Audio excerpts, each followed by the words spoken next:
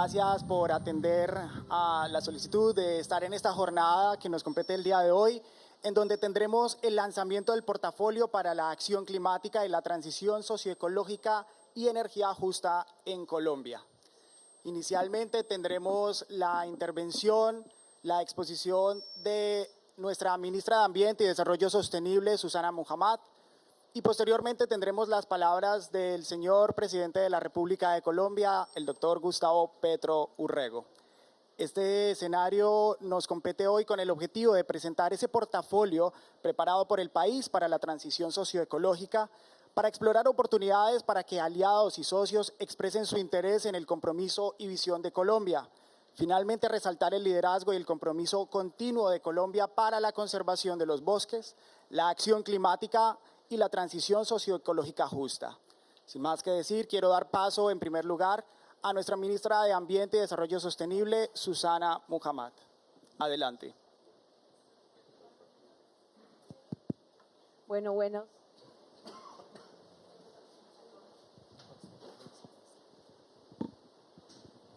Buenos días a todos y todas.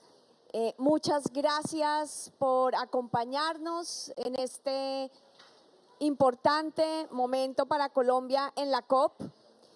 Como país estamos buscando realizar una transición que involucra a todo el gobierno y la sociedad, y vamos a, en esta primera parte, buscar explicar por qué Colombia necesita esta transición en el marco de la realidad del cambio climático y en el siglo XXI. Primero, hay que entender qué es Colombia, cuál es su reto socioecológico, su reto ambiental, su reto democrático, su reto de consolidar la paz. Hay que decir que Colombia es un país de bosques y humedales, y por favor, eso, gracias. Es un país del agua. 26% del territorio podríamos decir que es anfibio, que se constituye en culturas que viven del agua. Esta abundancia de agua es también una de sus mayores vulnerabilidades en el tiempo, y sobre todo por ser uno de los primeros 40 países con más vulnerabilidad climática al sufrir los efectos del calentamiento global. En total, el país continentalmente tiene 100 millones de hectáreas, de las cuales más de 30 millones son territorios hídricos, territorios del agua. Lo segundo es que todavía el 52% de Colombia está cubierto de bosques naturales.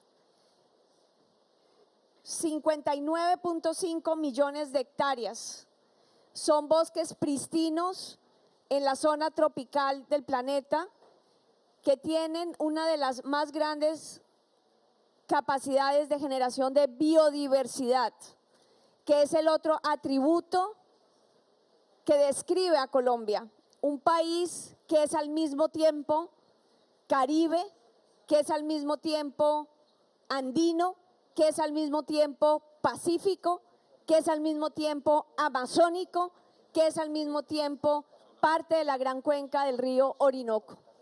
Colombia es la confluencia de todos los ecosistemas críticos de Sudamérica, y por eso su rol mundial como segundo país más biodiverso y primer país por hectárea con mayor biodiversidad. 66% de este bosque que todavía se conserva está precisamente en la Amazonía colombiana, que es la parte del total de la Amazonía, la conexión andino-amazónica más preservada de toda la Amazonía continental de los 8 países. Por eso conservar la Amazonía colombiana es crítico para el ciclo del agua de toda la Amazonía, y es crítico para esa perspectiva de la biodiversidad. La parte alta de la Amazonía, con Ecuador, con Perú, con Colombia, es absolutamente crítica para la sostenibilidad completa del planeta y del ciclo del agua de toda Sudamérica. Y por eso es una gran responsabilidad para nuestro país poder conservar y generar unas posibilidades de mantener esa biodiversidad. Sin embargo, hay que decir que al mismo tiempo que todavía conservamos esta riqueza, 59 millones de hectáreas del país han perdido integridad ecológica. Y esa pérdida de integridad ecológica está generando alta vulnerabilidad. Las zonas del país en donde hemos deforestado, especialmente el Caribe y los Andes, son las zonas del país con más vulnerabilidad climática, tanto por fenómenos de niño como de niña. 12 millones de hectáreas tienen una vulnerabilidad baja, 23 millones muy baja, 23 millones baja y 22 millones una vulnerabilidad media. Tenemos que volver a reconectar ecológicamente el país y generar un gran programa de restauración ecológica. Y en esta COP, por lo tanto, aquí ya vamos viendo dos oportunidades estratégicas. La primera, los procesos de conservación y sus ciclos dinámicos económicos en el tiempo para reconocer ese servicio ecosistémico que presta esta realidad geográfica de Colombia, pero la posibilidad de restauración ecológica como una restauración productiva para comunidades, pero también para la resiliencia climática, de la cual se pueden desprender procesos económicos muy importantes que hace parte de ese cambio de visión de la forma como queremos habitar Colombia y de la forma como queremos desarrollar Colombia. Para Colombia no hay una dualidad entre desarrollo y ecología. La pregunta es cómo hacemos un desarrollo con la ecología y que fomente esa biodiversidad. Al mismo tiempo, económicamente, 55 a 60% de nuestra balanza comercial depende de las exportaciones de petróleo y carbón. Y esto en tiempos de cambio climático y descarbonización es una gran vulnerabilidad económica. Sabemos que en el futuro, si el mundo está comprometido con lograr las metas climáticas, nuestros mercados que hoy generan esta balanza comercial pueden empezar a cerrarse.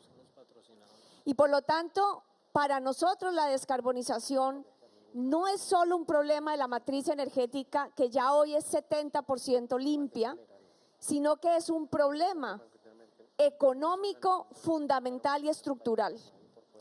Y necesitamos rápidamente, tal vez en 12 a 15 años, generar otros sectores de la economía que permitan reemplazar esa dependencia de la exportación de carbón y petróleo, que simultáneamente hoy en su explotación profundizan la vulnerabilidad climática, hídrica y ecológica del país. Tenemos 18 billones de dólares de exportación de petróleo y 130 millones de exportación de carbón. Y la geografía donde ustedes están viendo esa explotación también corresponde a la geografía de la alta vulnerabilidad. Estas regiones locales necesitan una transformación productiva en donde van a encontrar una cantidad de oportunidades de inversión pública y privada. Voy a poner solo un ejemplo, la gran explotación carbonífera del Cesar, en una de las regiones que al tiempo es más rica en sol, en una de las regiones que ya tiene vías conectadas, en una de las regiones que tiene ya una vocación industrial, podría reemplazarse ese carbón en el tiempo por una industrialización de energía renovable, pero también, como lo dice el ministro Umaña, multipropósito con biodiversidad, porque tiene una de las ciénagas más importantes de Colombia, la ciénaga de Zapatosa, que genere un turismo con la comunidad. Hay una transformación productiva que debe fomentar la biodiversidad, regenerar suelos, regenerar capacidades ecológicas, a la vez que generamos una reindustrialización.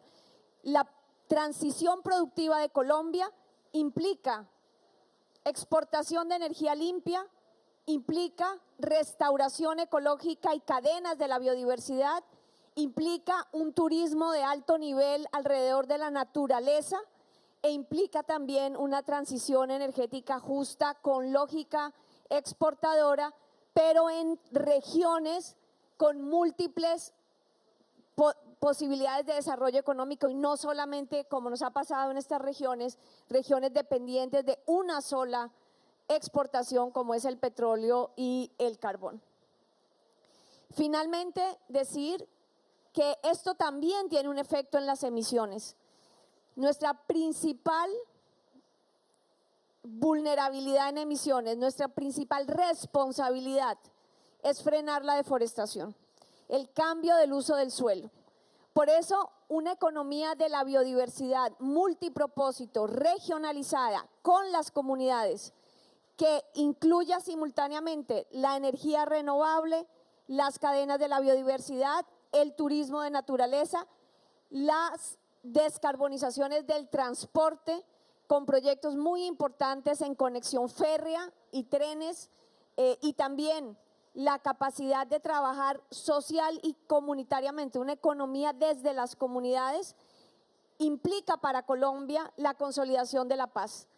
Las mismas regiones en donde hoy estamos estabilizando el país en el proceso de paz son las más biodiversas, son las que necesitan esta inclusión, son las que necesitan esta transformación. Pero esto atado a una cadena de reindustrialización que genere nuevas formas de producción que al mismo tiempo reemplacen esta dependencia de la exportación de petróleo y carbón. Concluyo diciendo que Colombia es tal vez el primer país dependiente de la exportación de petróleo y carbón que está proponiendo esta reestructuración económica en lógica de cambio climático y esta transición social y democrática que requiere un gran apoyo internacional.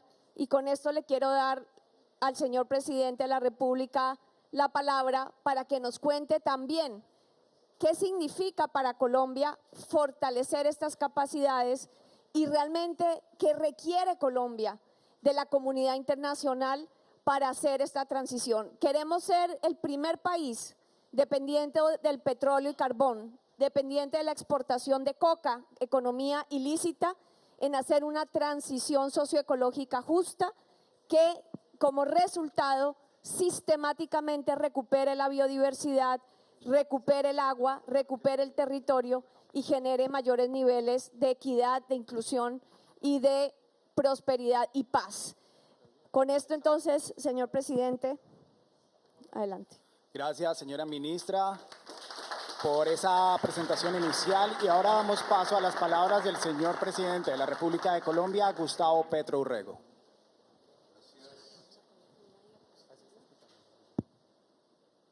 Gracias. ¿Se escucha ahí? Sí. Bueno, la exposición de Susana abre entonces para nosotros, los colombianos, las colombianas, una reflexión y un debate que hoy es público. El gobierno tiene una posición, obviamente hay sectores de la sociedad y de la política y de la economía que no la comparten, y es parte de estos procesos cada vez más intensos de debate político en todas las sociedades del mundo y que tiene que ver con la crisis climática y su profundización. Perfectamente, Susana ha mostrado tanto las fortalezas ambientales del país, es un país verde, profundamente verde, en tono más poético tiene todas las tonalidades del verde, pero depende del carbón y del petróleo. A diferencia quizás de Costa Rica, en América, el país, siendo mucho más poderoso ambientalmente que Costa Rica, no ha cogido el camino de construir una economía y una sociedad coherente con esa diversidad, sino que desde hace 40 años aproximadamente profundizó su matriz económica alrededor de la extracción, de la gran minería y fundamentalmente de la minería energética, los combustibles fósiles.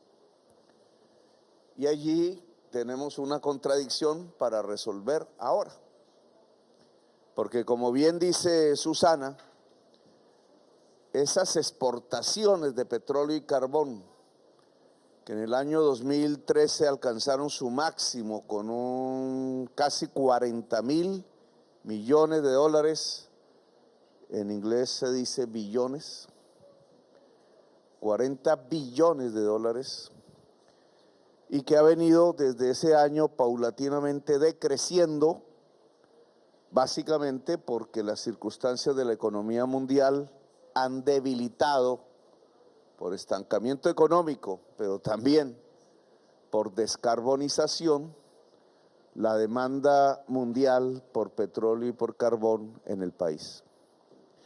Y entonces nosotros, si queremos abocar la tarea de la descarbonización, que es el objetivo del gobierno, cómo construir una sociedad y una economía descarbonizada en el caso colombiano, pues tenemos el gran reto. Es ahí donde queremos pues dialogar con ustedes y dialogar obviamente con la sociedad colombiana. Como lo dije ayer, África y América del Sur son las dos regiones del planeta que pueden ofrecer la mayor potencialidad en energías limpias. Es la oferta hacia la atmósfera y hacia la economía mundial que ambos continentes, África y América del Sur, pueden ofrecer. He ahí una potencialidad y una ventaja que nosotros queremos concretizar. No simplemente discurrir sobre ellas, sino que se vuelva una realidad económica para nuestra propia economía colombiana, que hace parte de esa potencialidad en términos de energías limpias. Ahora, ¿qué queremos? ¿Hacia dónde ir económicamente? ¿En qué actividades rentables podría ayudarnos el capital internacional? ¿En qué actividades que, aunque no son rentables, son fundamentales en la transición hacia la descarbonización, en la cual nos podrían ayudar estados y organizaciones filantrópicas? ¿Y en qué nuestra propia sociedad podría construir y colaborar en un proceso que apunte hacia la descarbonización integral de la economía colombiana y hacia su aporte a la descarbonización de América, fundamentalmente de los Estados Unidos de Norteamérica, que es nuestro vecino al norte, una de las grandes chimeneas emisoras de CO2, como todos sabemos. Más lejano Europa, más lejana China.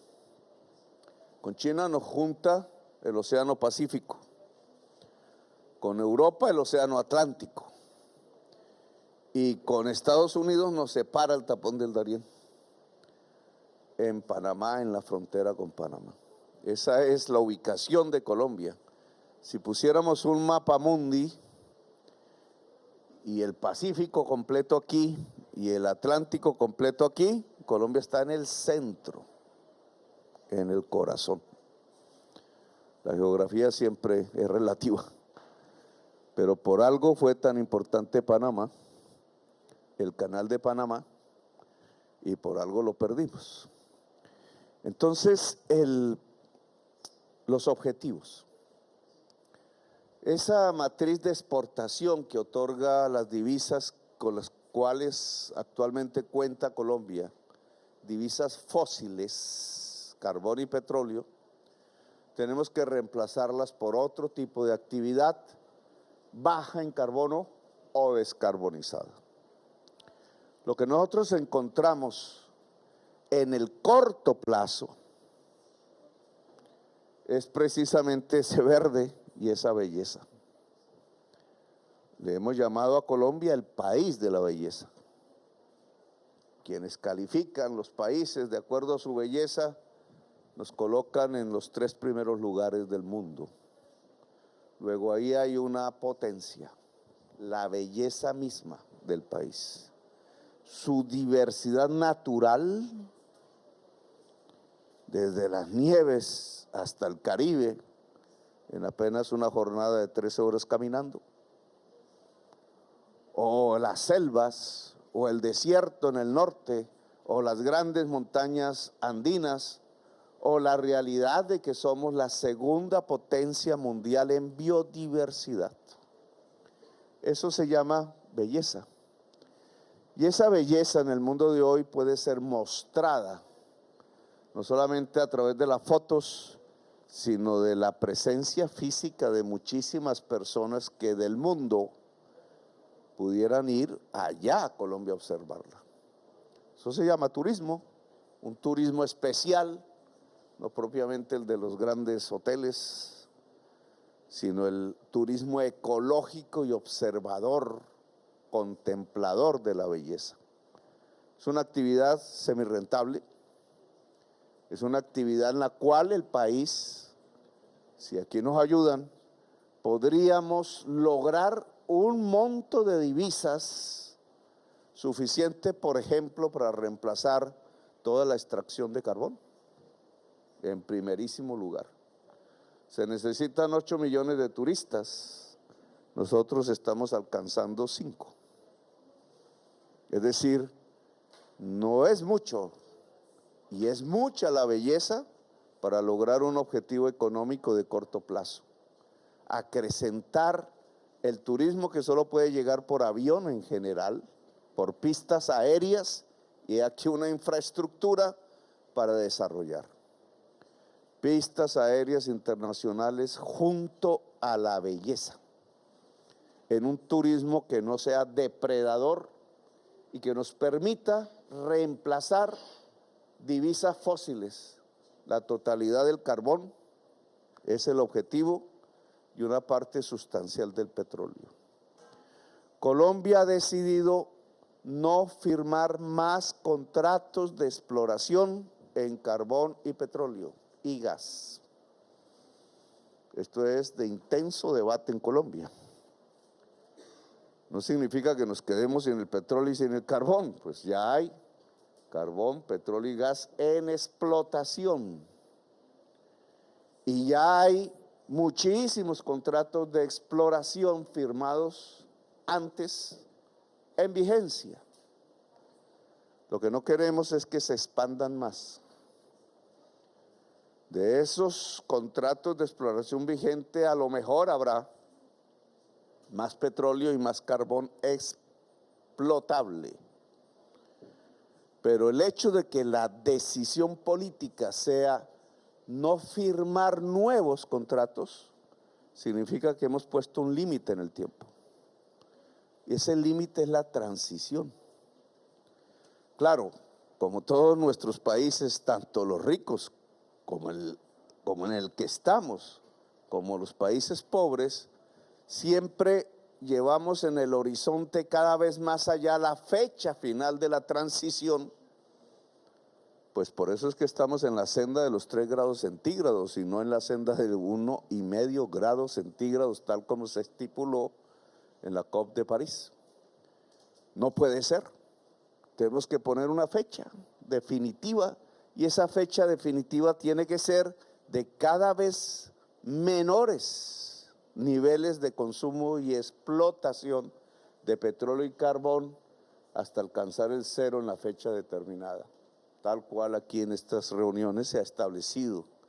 Lo que pasa es que ese establecimiento de objetivos no puede ser discursivo, retórico, sino que tiene que ser concreto y real. Y en esa medida estamos planteando para el caso colombiano estas alternativas que necesitan del aporte de ustedes.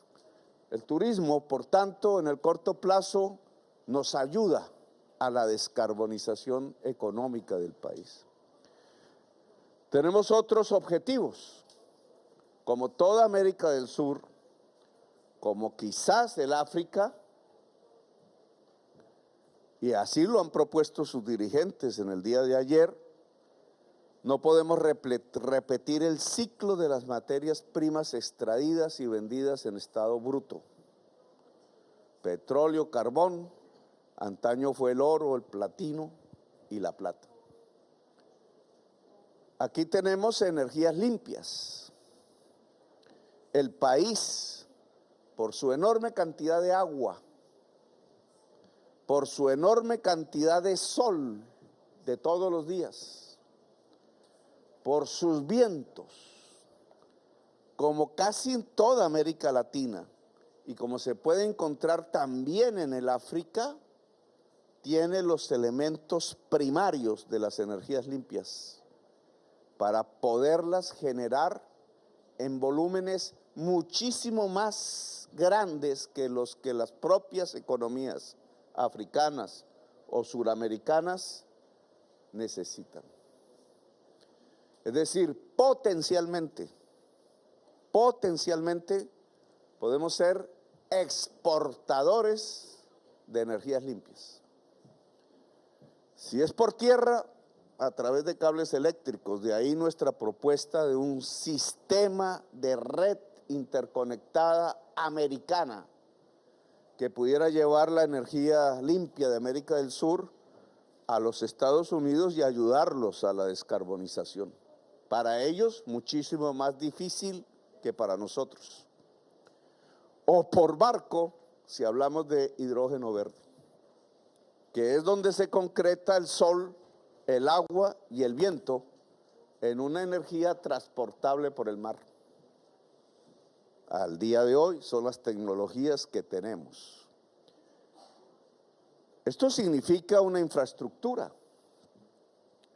Esto significa unas inversiones, unas muy rentables, otras a fondo perdido, como decimos en Colombia. Muy rentables, ¿por qué? Porque mucho sol, mucha agua y mucho viento significa mucha eficiencia energética. Mucho más que en cualquier otro lugar del mundo, incluso diferente a África y América del Sur. Esa es nuestra potencialidad. Y por tanto, lo que queremos es estimular inversiones offshore, eólicas. Hay todo un portafolio, aquí se puede presentar en concreto. La Guajira, el extremo norte de Colombia, es el lugar del mundo, de acuerdo a algunas mediciones de científicos e ingenieros, segundo lugar del mundo después del Chad en África, en donde más rápido corre el viento durante más tiempo continuo. Esto es esencial para la energía eólica. El segundo lugar continental del mundo, en donde más rápido corre el viento y de manera más continua, después del país africano de Chad. Pero ahí mismo, en La Guajira, tenemos a escala colombiana y suramericana uno de los lugares donde más sol se recibe al día durante todos los días del año. Luego es energía eólica y es energía solar. Y paradójicamente es el lugar donde está la mina de carbón más grande de toda América, que se exporta a Europa, a Turquía y a otros países del mundo. Sustituir esa mina y esas exportaciones por el sol y por el viento guajiro sería quizás una de las metas, ¿cómo se dice?, sintomáticas, paradigmáticas de la transición energética en toda América. Lo podemos hacer con inversiones y con estímulos. Ya hay muchísimas empresas trabajando en este propósito. Pero no queremos que sea solo el gran capital, porque repetiríamos la historia del carbón y del petróleo, ojo, sino que queremos una nueva asociatividad que se genere en la economía descarbonizada. Porque en el territorio de La Guajira, y lo pongo solo como un ejemplo de todo el territorio nacional, habita una población que, entre otras cosas, es precolombina, es decir, existía antes de que llegara el primer español a nuestras tierras. Una población que tiene quizás miles de años de existencia y que hace parte de los pueblos caribes que le dieron su nombre al mar, que hoy nos atrae por su belleza. Es la comunidad Wayuu. Esa comunidad Wayuu, que es la comunidad indígena más grande de Colombia, tiene una riqueza profundamente cultural aún y queremos protegerla. Y por tanto aquí tenemos un escenario muy interesante, si lo sabemos hacer bien, de cómo se puede juntar la necesidad de energías limpias del mundo, el hambre de energías limpias del mundo, con una cultura específica que hay que cuidar, que no se puede depredar. Y la única palabra que yo mencionaría para tratar de articular estos dos hechos es la palabra asociatividad. Es decir, no puede pasar lo que ya sucedió en La Guajira, extremo norte de Colombia, que la gran mina de carbón se puso, que calienta las chimeneas de la industria europea, pero en el mismo territorio y por el mismo hecho acabó con todo el agua en un desierto similar al que hay aquí a nuestro alrededor y ha matado 4,000 niños por ausencia de agua de calidad. Nos preocupa Gaza, indudablemente, pero en Colombia sucedió algo similar por razones ambientales, simplemente por extraer petróleo y carbón y gas. Eso no puede suceder con las energías limpias. Luego aquí hay un tema a discutir, cómo la energía limpia no solamente nos soluciona un problema ambiental, un problema vital, sino cómo construye un relacionamiento económico que no deprede al ser humano. Nosotros hemos puesto el criterio de asociatividad y el criterio de comunidades energéticas, es decir, que las mismas comunidades indígenas o campesinas o barriales en las grandes ciudades puedan generar su propia energía. Tema que en muchos países ya es un ejemplo, pero que nosotros queremos reproducir en Colombia tratando que no exista una contradicción antagónica entre cultura y energía limpia. Tema a resolver en La Guajira.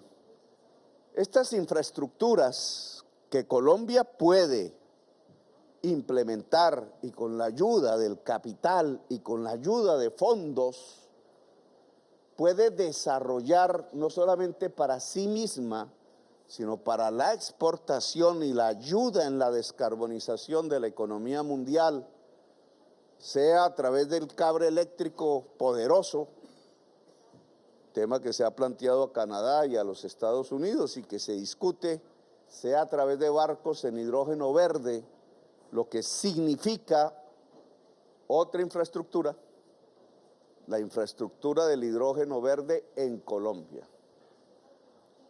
Y aquí abriría un paréntesis.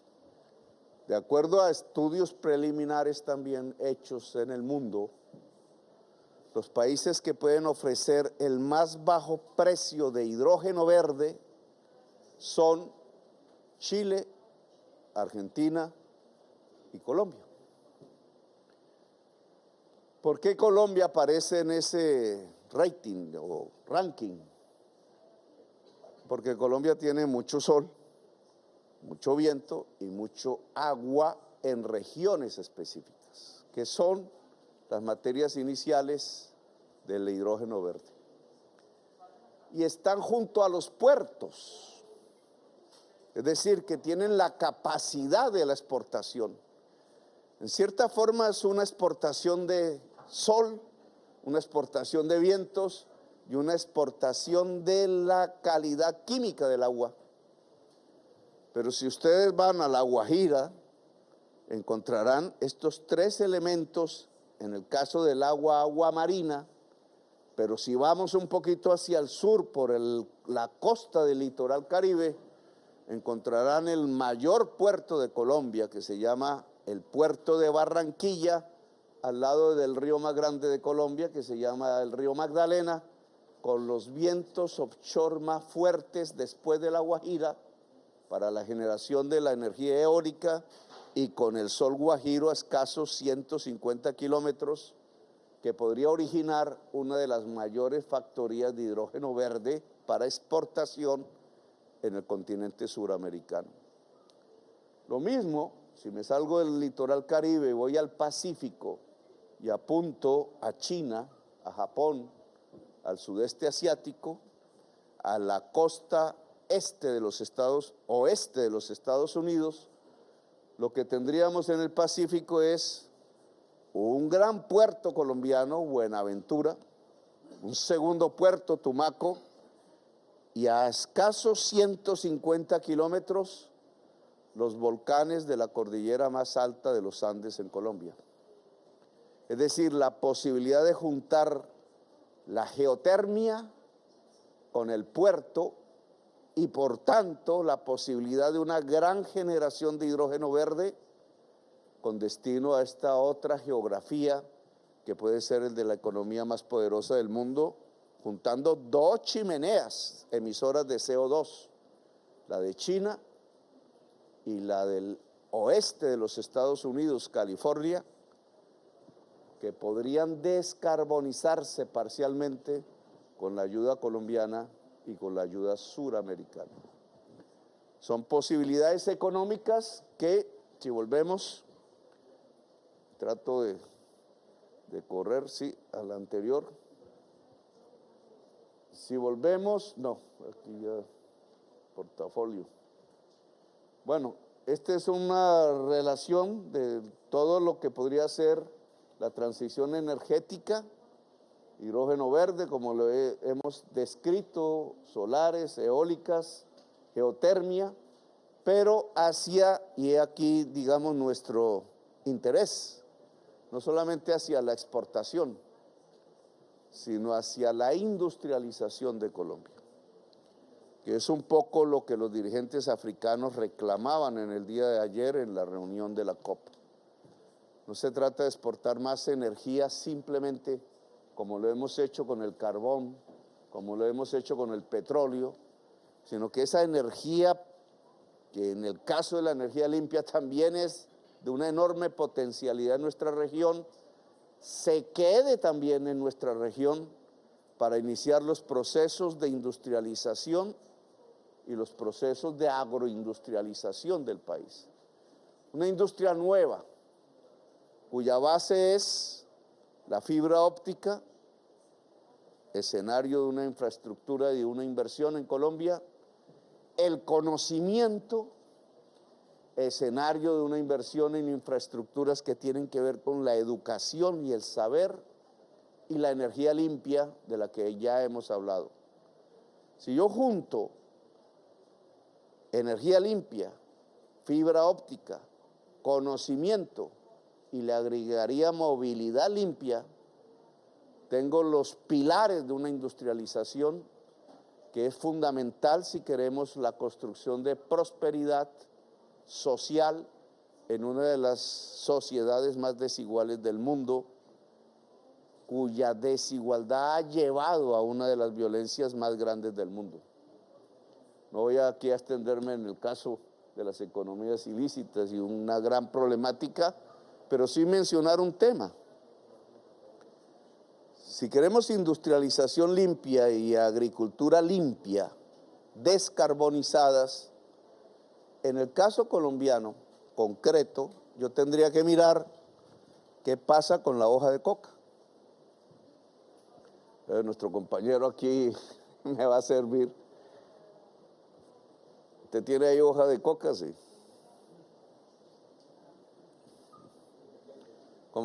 Compañero, a ver, vamos a presentarte primero.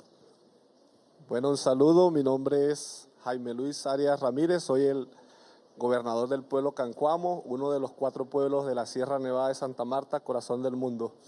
El pueblo Cancuamo sufrió masacres por la violencia, es protegido por la CIDH en este momento. Esto se ve, está minúscula, pero esta es una parte de una hoja de coca. No tiene la culpa, la mata no tiene, decimos nosotros, la mata es la vegetación, no tiene la culpa. Se conoce desde antes de que llegara el primer español a Colombia. Ayo le dicen en el lenguaje de la Sierra Nevada de Santa Marta, que para las comunidades que habitan allí es el corazón del mundo. ¿Cierto, compañero? Corazón del mundo de la humanidad.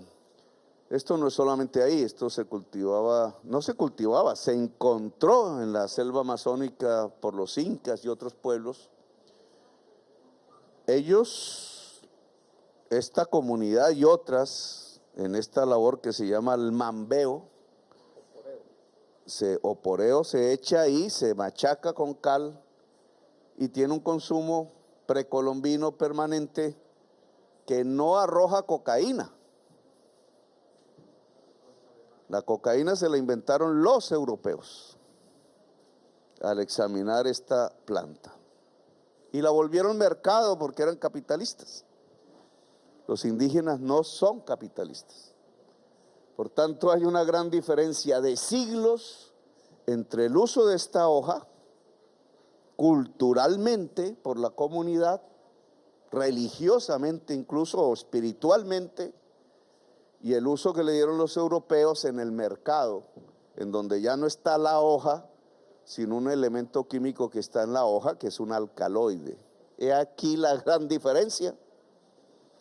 Ahora, quienes al ilegalizarse el uso europeo de la hoja de coca en forma de cocaína, golpearon fue a la comunidad que usaba la hoja de coca.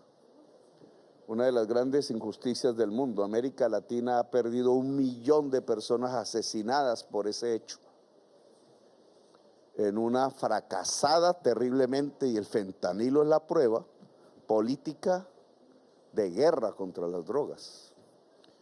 Ahora, ¿qué hacemos con esto en la economía descarbonizada y en la transición que tenemos que hacer? Que es la pregunta concreta y que no se ha formulado todavía ni en la prensa, ni en estudios científicos que yo sepa, pero que podemos utilizar. Esto puede ser abono, biofertilizante. Es decir, esto puede reemplazar abonos hechos sobre la base del petróleo y por tanto constructores de crisis climática. Aquí hay una solución parcial. Nosotros sí quisiéramos transformar todos estos cultivos, hoy muy grandes, de hoja de coca en Colombia, en regiones como esa que ustedes ven ahí, que son regiones selváticas, en el Pacífico, en el Amazonas y en otras regiones del país, en biofertilizantes. El campesinado de Colombia quiere. ¿Quién lo prohíbe? Si este biofertilizante podría ayudar no solo a fertilizar los suelos para la producción de alimentos, sino que al ser bio, es decir, al no tener petróleo ni carbono propiamente dicho, fósiles, podría ayudarnos a tener una agricultura, en el caso colombiano, limpia, es decir, descarbonizada. Esta es una fuente de financiación, nosotros ya sabemos cómo hacerlo. La ciencia sabe cómo hacerlo. Los indígenas saben cómo hacerlo. Los indígenas caucanos en otra región del país ya lo hacen. Lo coloco como un ejemplo de cómo la construcción de una economía y de una industria descarbonizada puede ayudarnos incluso a solucionar problemas que la economía carbonizada nos produjo, como en la actual estructura de poder mundial, o como este hecho de injusticia que ha ocasionado 1 millón de muertos en América Latina. Y yo ya paso, porque indudablemente me he gastado un tiempo. Gracias, compañero Arias. Los mamos le mandan un mensaje para la paz con la naturaleza. Los mamos. La sangre de la madre. La paz, el carbón y la sangre. La sangre de la madre. De la madre. Para la paz. Aquí me hace recordar usted a un indígena Uwa, que hace muchas décadas, yo era joven todavía, relativo, venía de Europa a estudiar y me encontré en Colombia con Roberto Covaría. Él dijo, en una lucha que tenía en una región cercana a Venezuela contra la explotación petrolera que llegaba a su territorio, y entonces había un conflicto entre la comunidad indígena y la compañía multinacional, no me acuerdo ya en ese entonces cuál, la Oxy y la Exxon, Occidental, la Oxy, los indígenas pelearon contra eso socialmente, y un día ese indígena dijo, es que el petróleo es como la sangre en la tierra, que es este mismo color y esta misma simbología del pueblo cancuamo en la Sierra Nevada. Es la sangre en la tierra, si se saca, se muere la tierra. Lo dijo hace 30 años. Si se saca el petróleo, muere la tierra, por ellos no querían que saliera el petróleo. Hoy, la ciencia occidental, aquí en el panel de expertos de Naciones Unidas, miles de científicos, con los métodos de la ciencia occidental han llegado a la misma conclusión que Roberto Covaría. Si se saca el petróleo, muere la tierra, muere la vida en la tierra. La tierra seguirá. Una forma de cómo un saber ancestral se junta con un saber occidental y terminan dando la misma conclusión. Compañero Arias, gracias. El último punto que quisiera tocar es este, porque como ustedes saben, al final mitigar en Colombia no hace un gran efecto, porque nosotros no somos grandes emisores de CO2. Los grandes emisores de CO2 están en otro lado del planeta, pero nosotros sufrimos las consecuencias. La adaptación al cambio climático es fundamental para nosotros. Aquí hay un link entre mitigación y adaptación que es fundamental, y es esa selva, la selva amazónica. El mayor aporte que puede hacer Colombia para descarbonizar la economía mundial no está en su propia industria, en su propia agricultura, que hoy no emite, está en la selva. Esa selva la compartimos con Venezuela, con Ecuador, con Perú, con Brasil, que es la mayor extensión, y otros países, incluso con Francia, que tiene una colonia ahí todavía.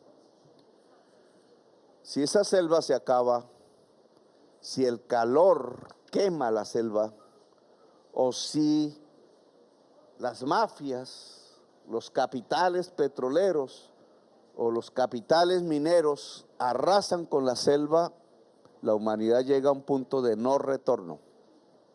Ya no hay nada que hacer, según la ciencia. Es uno de los grandes puntos de no retorno, junto con Groenlandia, junto con el permafrost en Siberia y en Canadá.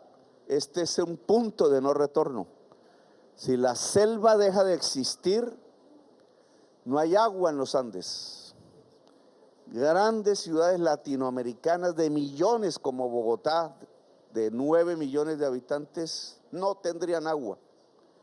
Pero no solo eso, sino que marca el punto de no retorno climático y por tanto la irreversibilidad del fin de la vida, lo que llaman la sexta extinción, los científicos. Por tanto, uno de los mayores aportes que tenemos que hacer es cuidar la selva. Ahí vive gente, no solo indígena. esa gente necesita a veces quemar la selva para poder sobrevivir. Muchas veces impulsada por mafias, por otros factores aún más poderosos que la quieren utilizar para lavar activos o para sacar oro o otro tipo de minerales. Esa selva tiene que quedarse así. Y para ello hay que sostener a la población que habita allí. En Brasil es más complejo porque la han depredado más. En Colombia es más fácil. En Colombia, Perú y Ecuador están las fuentes del agua del Amazonas.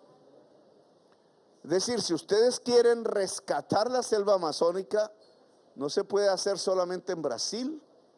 Sería inocuo, aún si la actividad productiva de Brasil se transformara en selva, lo cual significa muchísimo dinero. Sino que si las fuentes del agua se agotan en la parte alta de la selva amazónica, que es la transición entre los Andes y la selva se acaba igual.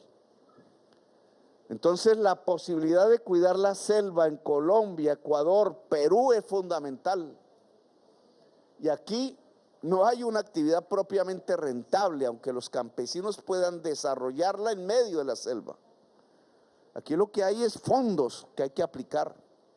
Y estos son fondos, Colombia ha puesto 150 millones de dólares año, lo hará durante 20 años. Pero estos son fondos que deberían ser de la humanidad toda o de la riqueza de la humanidad toda. Porque si esa selva se acaba, aquí no hay posibilidades de vida. Entre otras, hay una fuerte articulación entre las arenas del Sahara y la selva, pero será cuestión de otro tipo de conferencias. El Sahara y la selva amazónica están ligados en la atmósfera y uno depende del otro. Pero la selva amazónica es uno de los grandes pilares climáticos del mundo. Se puede extinguir por el deshielo de la Antártida, que calientaría la corriente oceánica que llega del sur, hoy helada hacia el trópico, y que convierte eso en un vapor tan poderoso, una humedad tan poderosa que le da origen a esa vegetación. Y esa vegetación genera, y ahí se alcanza a ver, al chupar el agua de la atmósfera, que no de la tierra, genera estas nubes de vapor que en millones y en grandes masas de vegetación hace que se generen los ríos voladores, se le llama, que con los vientos van a las grandes alturas de los Andes y allí se vuelve agua líquida. Ese es el agua de América, pero es también la vida del planeta.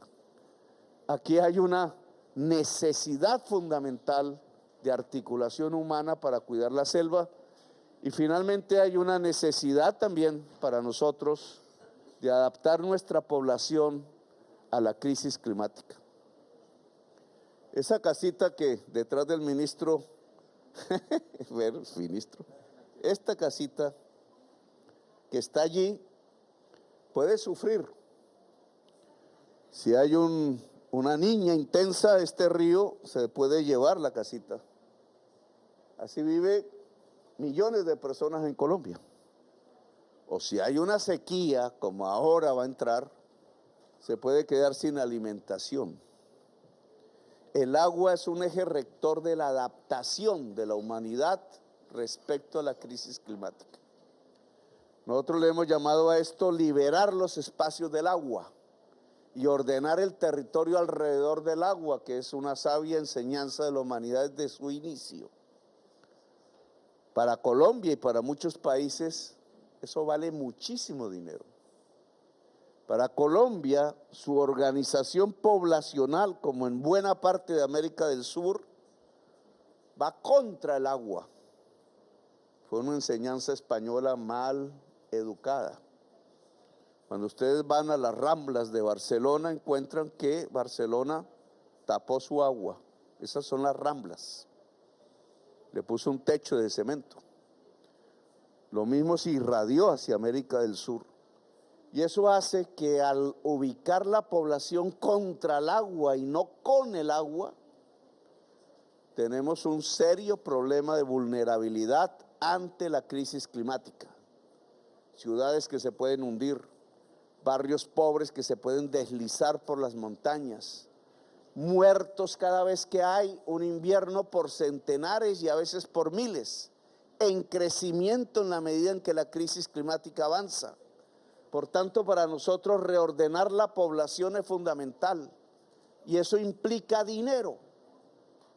Dinero que la sola economía colombiana no es capaz de tener y que cada vez es más costosa.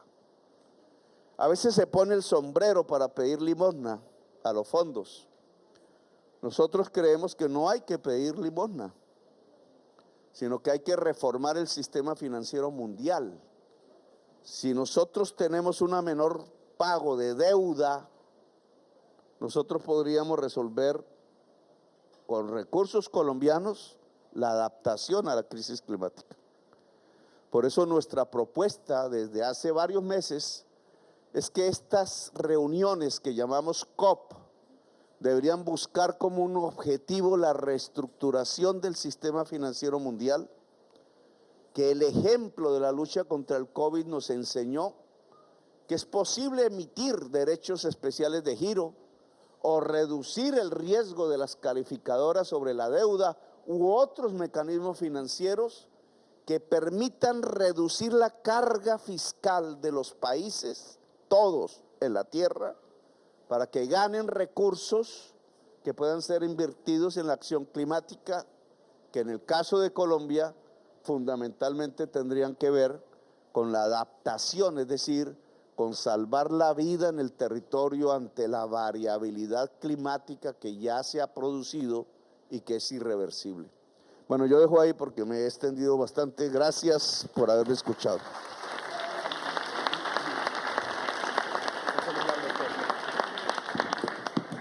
Muchas gracias, señor presidente.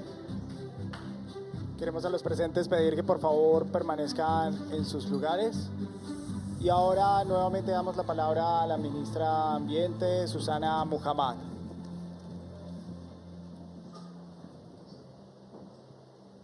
Bueno, ha sido una explicación profunda, larga. Tenemos a nuestro ministro de Minas y Energía, que tiene a su cargo todo el portafolio de transición energética justa frente a la primera parte del portafolio que explicó muy bien el señor presidente y que estaremos trabajando en sesiones detalladas con los proyectos, con cada uno de los ministros. Para aquellos que estén interesados, vamos a tener unos horarios aquí en el Pabellón de Colombia con cada ministro para que puedan venir. Yo le quisiera ahorita dar la palabra al ministro para que haga un anuncio muy importante, dos anuncios de Colombia muy importantes que creo que les van a interesar para venir a esa rueda de trabajo de los proyectos concretos con el ministro. Y también decirles que más o menos hemos calculado una inversión de 34 billones de dólares, pero que, como lo dijo muy bien el señor presidente, es una inversión que lo que quiere con mecanismos financieros innovadores es poder generar las condiciones del sector público para crear una inversión privada que sea lógica al contexto social, económico y cultural del país y no simplemente inversiones privadas con altas rentabilidades que al final no terminan generando valor agregado para la sociedad. La segunda rueda de trabajo será sobre la economía de la biodiversidad, la economía productiva de la biodiversidad, que va a tener como eje, y ya vamos a poner aquí los horarios de esas reuniones, que tendrá como eje los mecanismos financieros innovadores, la economía de la reforestación, pero también lo que significan bonos soberanos azules y verdes que el país puede emitir para precisamente mejorar esos niveles de deuda y poder invertir en esta naturaleza que es el activo productivo de otras actividades como el turismo. Y habrá también con el ministro de Industria y Comercio, que está aquí, otra rueda de trabajo para la reindustrialización, cuáles son las industrias nuevas que Colombia está impulsando, cuáles son esos proyectos regionales multipropósito y cuáles son esas inversiones estratégicas en el portafolio de proyectos específicos. Así que si tenemos los horarios de esto, quisiéramos ya también decírselos de una vez para que puedan venir a esa rueda de negocios. Y mientras tanto, para dos anuncios muy importantes, quiero darle la palabra al ministro de Minas y Energía. Ministro de Minas y Energía de Colombia, adelante, señor Andrés Camacho.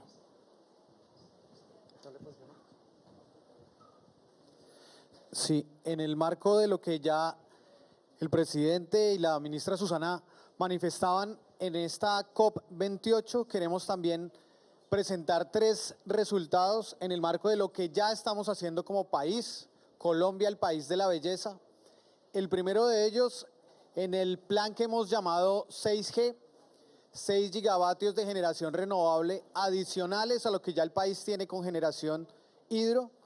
Hoy cumplimos ya con la primer meta y tenemos 1 giga de generación con fuentes renovables en el país, inyectando energía limpia a la red, como parte del resultado que durante este año de gobierno hemos logrado en Colombia. En un segundo sentido, parte de lo que ya el presidente mencionaba de la construcción de ese mecanismo de participación social, comunitaria, en este proceso de descarbonización. A la fecha ya nos aproximamos a 2.000 comunidades energéticas postuladas, inscritas en la Estrategia Nacional de Comunidades Energéticas, y están en proceso de implementación antes de finalizar el año 175 de estas comunidades energéticas, y durante el siguiente año avanzaremos en la consolidación de la estrategia de comunidades. Y finalmente, como un anuncio muy importante en esta COP, queremos lanzar, y parte de la sesión que tendremos específica para presentar esta información, lanzamos en esta COP el proceso competitivo de energía eólica offshore, con lo cual el país de la belleza toma el liderazgo y avanza también en una industria que es importante en el mundo y que Colombia hoy empieza también a participar, un proceso de asignación de áreas para el aprovechamiento de la energía eólica en el Caribe colombiano, energía eólica costa afuera, y les vamos a presentar entonces en las sesiones particulares de trabajo los términos de referencia para todas las empresas que hacen presencia, para los países, entidades y pues por supuesto para toda la ciudadanía y todos los ciudadanos del mundo que están interesados en los resultados que hoy está dando Colombia en esta materia de consolidarse en esta ruta de transición ecológica y energética. Muchas gracias, ministro. Vamos a unas palabras de cierre a cargo de la ministra de Ambiente, Susana Muhammad. No, simplemente corroborar los horarios, igual se les enviará todos sus correos con el ministro de Industria y Comercio para todo el portafolio de turismo y reindustrialización, diciembre 3 a la 1 de la tarde, aquí en el pabellón de Colombia, con el Ministerio de Transporte, en diciembre 4 para todos los proyectos férreos, proyectos de aeropuertos y proyectos de movilidad eléctrica, especialmente flotas de buses y transporte público.